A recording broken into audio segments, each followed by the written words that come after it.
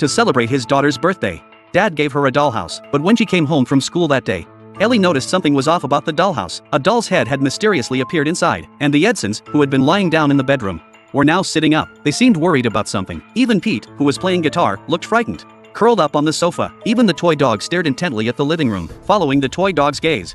Alice saw the head lying on the floor. Curious, she touched it. The red liquid on it hadn't dried yet. Just as Alice was puzzling over this, her mother's voice suddenly called out. They were getting ready to go out to the movies. Alice quickly closed the playhouse and left the house. When they returned home that evening, Alice rushed into the bedroom the moment she stepped through the door to see if the playhouse had changed. Sure enough, when she opened it, the dolls inside had been moved again. They stared in horror at the living room, while the severed head now sat on the sofa. The dog was perched at the window watching inside, and Pete was hiding in the dining room, watching the head's movements. But when Ailey turned her gaze back to the living room, the Edsons at the staircase had vanished. The head on the sofa was gone too. Upon closer inspection, she discovered the head had moved to the second-floor bedroom. This made Ailey realize the dollhouse was haunted. Terrified, she lay in bed, staring at the dollhouse before her. Allie decided to help the family. The next day, accompanied by her mother, she bought a police officer doll at the toy store. She placed the doll inside the playhouse, hoping they would receive police assistance. When Allie returned to her bedroom, she saw the police had already begun their operation, preparing to search the attic above the roof. From outside, Alice watched,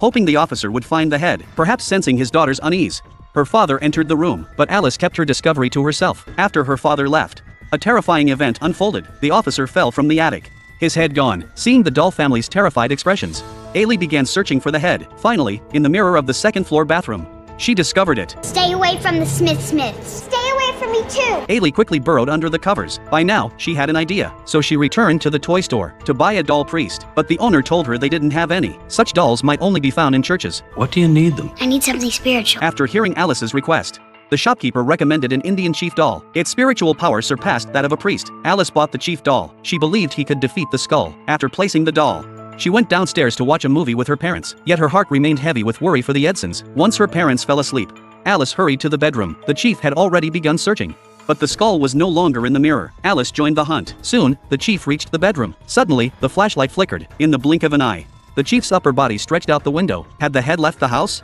As Alice went to investigate, she witnessed a horrifying sight. The chief's head was gone. When Alice looked back inside, she saw the head preparing to attack the Edson family. Alice tried to warn them, but her voice startled her mother. She quickly scrambled into bed and pretended to sleep. When her mother questioned her, Alice kept silent. After her mother left, she hurriedly got up to investigate, but tragedy had already struck. The Edsons lay lifeless on the floor, yet she couldn't find Peter's body. So Alice began searching, hoping Peter had somehow escaped. But no miracle occurred. Peter's body had been overtaken by the head. Enraged, Alice tore off the head and flung it to the floor. Then she burrowed under the covers. But upon reflection, she knew this thing must not remain in the house.